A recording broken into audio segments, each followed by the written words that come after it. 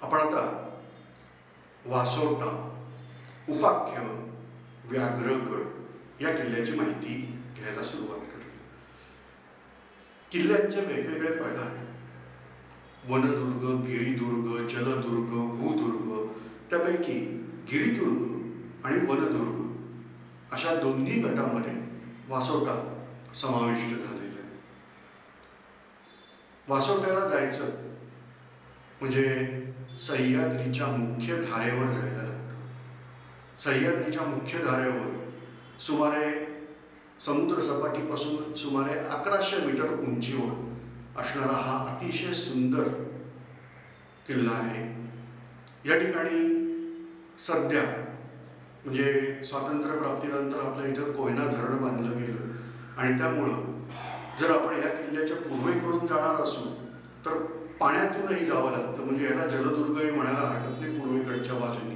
तर अशा रीतीने या सगळ्या प्रकारांचा अनुभव घेत जायला वासोटा हा किल्ला खूप छान. आपण आता बघूया या किल्ल्याची थोडक्यामध्ये माहिती.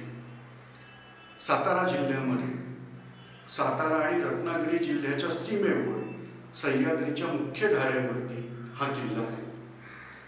ह्या किल्ल्याला जायचं असेल तर आता वन खात्याची परवानगी लागते, कारण हा व्याघ्र प्रकल्प आहे. वासोट्याचं मुळातच नाव हे व्याघ्रगड आहे, म्हणजे इथं वाघ आहे हे सांगायची गरज असते.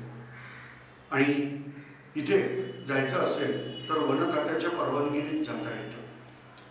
जायला वेगवेगळे मार्ग आहेत. उदाहरणार्थ जर जायचं झालं तर साताऱ्यातून बांबडोली नावाचं एक गाव, निसर्गरम्य, इथपर्यंत रस्ता आहे. म्हणजे तुम्ही ST बसनी इथपर्यंत येऊ शकता. स्वतःचं वाहन असल्यास उत्तम.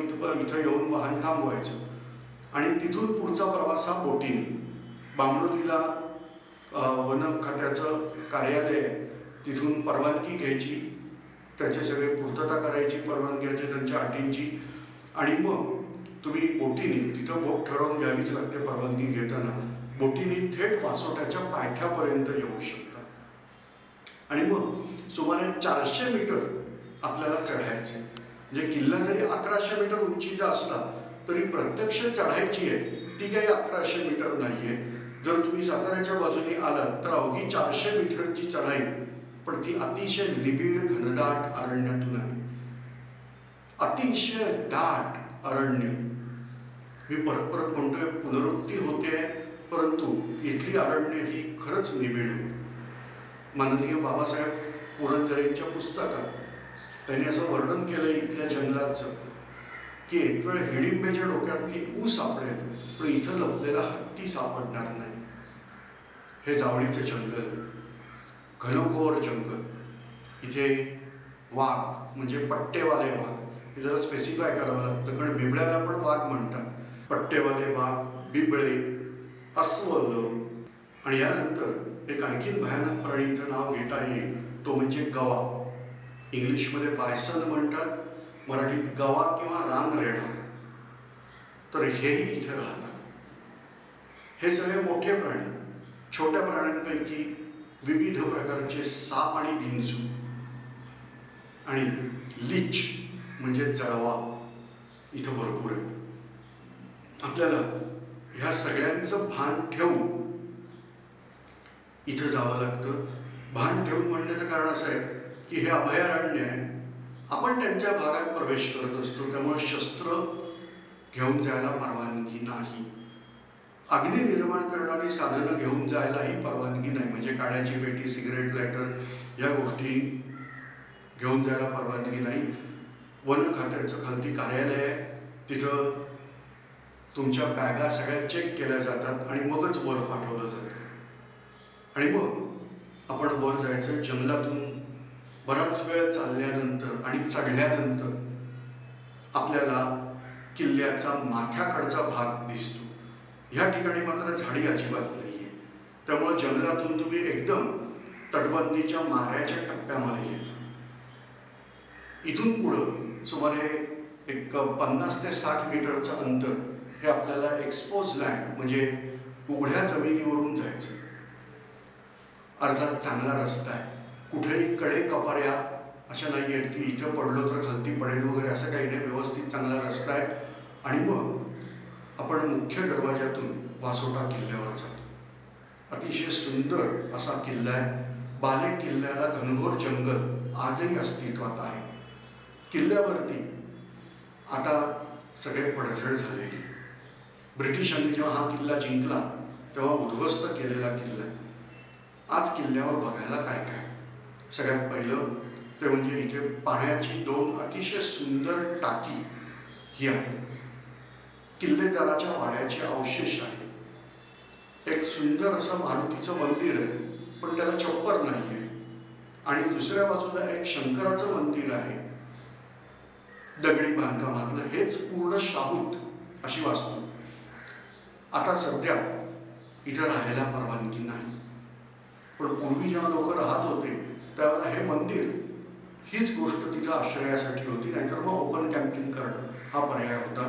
परंतु आता मात्र इथं राहायला परवानगी नाही. संध्याकाळी 4 नंतर आपल्याला खाली उतरावंच लागतं. 4च्या आधी उतरायची सुरुवात झाली पाहिजे तुमची. आणि इथं आपल्याबरोबर वन विभागाचा गाईड असतो, त्यामुळे तुम्हाला तिथं राहायला कोणी देऊ शकत नाही. तर हे मंदिर, आणि या मंदिरापासून थोडंसं पुढं गेला की एक अद्भुत जागा आहे, खूप सुंदर जागा आहे. तिचं नाव आहे काळकाईचं ठाण. आता रस्ता जरा बरा झाला आहे. पूर्वी आणखीन भयानक रस्ता होता, पण खूप सुंदर अशी जागा आहे. ते काळकाईचं ठाणं एक छोटंसं पठार, मुख्य किल्ल्याला लागून थोडंसं खालती उतरायचं की छोटंसं पठार, या पठारावर आपण जातो. त्याचं नाव आहे काळकाईचं ठाणं. आज तिथं काहीच नाही, फक्त काही बाजूला तटबंदी आहे, एवढाच भाग. यानंतर किल्ल्याच्या दक्षिणेकडच्या बाजूला जर गेलो आपण तर तिथं ह्या किल्ल्यापेक्षाही मोठ्या आकाराचा डोंगर सह्याद्रीमधला बघायला मिळतो. त्याचं नाव आहे जुना वासोटा. इथं कधी काळी वस्ती असावी, परंतु इथलं पाणी आटल्यामुळं बहुतेक इथं वस्ती नाही. आणि ह्या जुन्या वासोट्याला लागूनच असणारा, कोकणच्या बाजूला असणारा कडा हा वासोट्याचा कोकण कडा. अतिशय सुंदर असा हा कडा आहे. याला बाबू कडा, काही जण बाबू खाड किंवा बाबू कडा असं म्हणतात. तर हा अतिशय सुंदर, जवळजवळ ओव्हरहँड कॅटेगरीमध्ये येणारा अतिशय देखणा हा कडा आहे. तर तुम्ही हरिश्चंद्रगड नावाचा किल्ला आहे, तिथं गेला असाल तर तिथं असाच एक रौद्र भीषण कोकण कडा बघायला मिळतो. तर तशाच प्रकारचा एक कोकण कडा इथं वासोट्याला बघायला मिळतो. खालती चोरवणे नावाचं गाव रत्नागिरी जिल्ह्यामधलं येतं. हे एका बाजूला दिसत असतं. अतिशय उंचावर आपण असतो आणि नयनरम्य दृश्य इथून आपल्याला किल्ल्याची बघायला मिळतात. वासोट्याला काळकाईच्या ठाण्यावर जाऊन उभं राहिलं तर अतिशय नयनरम्य असा सह्याद्रीचा देखावा दिसतो. 2 सुळके आकाशात उंच गेलेले दिसतात.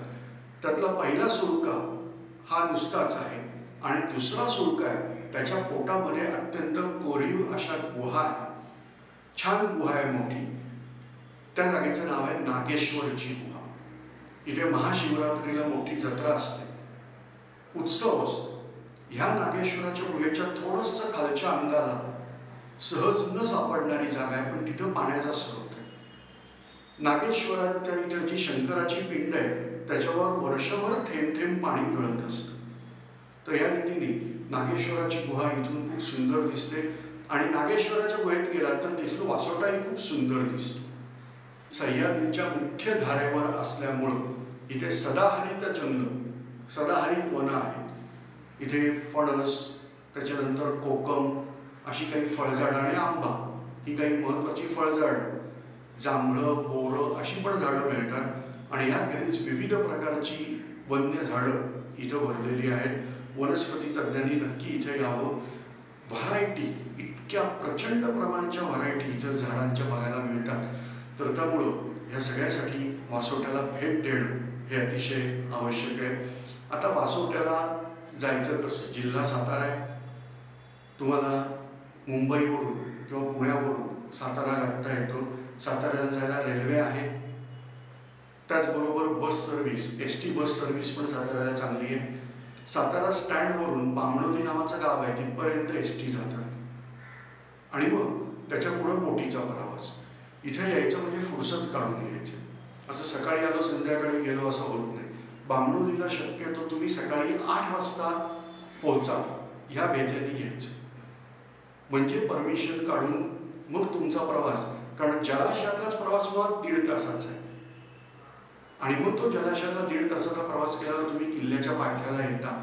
त्यामुळं इथे येताना ह्या सगळ्या गोष्टीचं भान ठेवायचं. खायला तुमचं तुम्ही बरोबर आणलं तर उत्तम आहे, नाहीतर बामणोली गावामध्ये चांगली हॉटेलं आहेत, तुम्हाला मिसळपाव वडापाव अशा गोष्टी तिथं आणि जेवण तुम्हाला तिथं मिळू शकतं. वासोट्यावर मात्र अशी कोणतीच सोय उपलब्ध नाही, त्यामुळे तुमचं तुम्ही खायचं घेऊन गेला तर उत्तम आहे. आता वासोट्याबद्दल इतिहास. हा प्राचीन काळातला किल्ला आहे. छत्रपती शिवाजी महाराजांनी ज्यावेळेला जावळी जिंकली त्यावेळेला हाही किल्ला जिंकून घेतला. इथं जाणं हे किती कठीण आहे तुमच्या लक्षात आलं असेल. आणि त्यामुळं याचा उपयोग 2 कारणासाठी केला गेल्याची नोंद आहे. त्यातलं एक म्हणजे खजिना साठवायची जागा. त्यामुळे इथे खजिन्याची जागा म्हणून हा किल्ला प्रसिद्ध होता. हा किल्ला जिंकल्यावर इथेही महाराजांना सोन्याच्या मोहरा भरलेले हंडे मिळालेले आहेत. पण नंतर इथं सुरक्षित असा खजिना ठेवायची जागा म्हणून ही जागा होती. आणि ह्याचबरोबर जे समुद्रावरून चोर दरोडेखोर किंवा चाचे मंडळी जे पकडून आणायचे त्यांना इथे तुरुंगवास घडवायचे आणि त्यांचे हाल करायचे, की जेणेकरून परत ती चाचे मंडळी आपल्या प्रदेशातल्या लोकांना त्रास द्यायला येणार नाहीत आणि ह्या प्रदेशात गेलं तर महाराज कशी शिक्षा करतात हे इतरांना सांगून इतरही चोर दरोडेखोर या परिसरात येणार नाही. तर या रीतीने इथे परदेशी लोकांना पण आपण तुरुंगात ठेवलेलं आहे.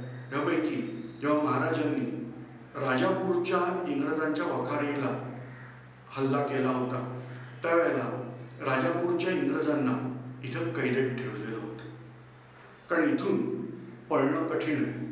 पण त्यातून जर कोणी हे धाडस केलंच तर आज एवढं घनघोर जंगल आहे, म्हणजे त्यावेळेला काय असेल बघा, तिथून माणसाचा निभाव लागणं शक्य नाही. आणि त्यामुळं इथे सुरक्षिततेच्या दृष्टीने कारागृह आणि संपत्ती अशा दोघांचे रक्षण करण्यासाठी हा किल्ला होता. ज्या वेळेला औरंगजेबाने महाराष्ट्रावर हल्ला केला होता त्यावेळेला इथला जवळचा अजिंक्यतारा किल्ला जिंकला. यानंतर सज्जनगडाकडं औरंगजेबाचे मोहरे लागले. त्यावेळेला सज्जनगडावरती असणाऱ्या मूर्ती ह्या वासोट्यावरती आणून ठेवल्या होत्या, कारण औरंगजेबाला वासोट्यापर्यंत पोहोचणं शक्य नव्हतं. तर असा हा दुर्गम किल्ला. परंतु नंतरच्या काळामध्ये हा किल्ला दुसऱ्या बाजीरावाचे सेनापती बापू गोखले ह्यांनी पेशव्यांच्या विरुद्ध बंड करणाऱ्या ताई तेली नावाच्या एका स्त्रीकडून जिंकून घेतला. तो कसा जिंकला हे इंग्रजांनी नीट बघितलं, की वासोट्याच्या बाजूचा जुना वासोटा आहे त्याच्यावरती तोफा चढवायच्या, तिथून तोफेचा मारा किल्ल्यामध्ये सहज होतो. आणि मग जनरल प्रॉथर या इंग्रजांनी पेशव्यांकडून हा किल्ला जिंकून घेतला याच पद्धतीने. आणि मग तो किल्ला जिंकल्यानंतर किल्ला बेवसाव करून टाकला. ब्रिटिशांनी बघितलं होतं की मराठे किल्ले परत परत जिंकतात, आपण परत किल्ले जिंकायचे, परत मराठ्यांनी जिंकायचे, असं किती वर्ष चालणार.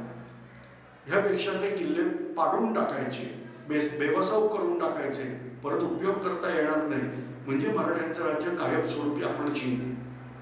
आणि या हेतूने ब्रिटिशांनी या किल्ल्यामध्ये राहण्यायोग्य अशी काहीही वास्तू ठेवली नाही. फक्त मंदिर मशीद वगैरे अशा गोष्टींना ते लोक धक्का लावायचे नाहीत, त्यामुळे तेवढ्याच वास्तू शिल्लक असतात. बाकी सगळ्या वास्तू किल्ल्यावरच्या उद्ध्वस्त केलेल्या आहेत. किंबहुना रस्ता सुद्धा बरेचदा किल्ल्यावरचा उद्ध्वस्त केला जातो की सहज कोणी जाऊ नये. आज वासोट्याला सुदैवाने तसा रस्ता उपलब्ध झालेला आहे, परंतु आपल्याच महाराष्ट्रात अलंग, पुलंग, मदन असे काही किल्ले आहेत की ज्या ठिकाणी त्या कातळवाटाच त्यांनी उडवून दिल्यामुळं वर जाणं तेवढं सोयीचं नाही. वासोट्याचा हा असा काही महत्त्वाचा इतिहास हा इथं आहे. तर आपल्याला जर निसर्गाची आवड असेल आणि विविध प्राणी पक्षी यांचा आनंद घ्यायचा असेल तर इथे नक्की यायचं. धन्यवाद.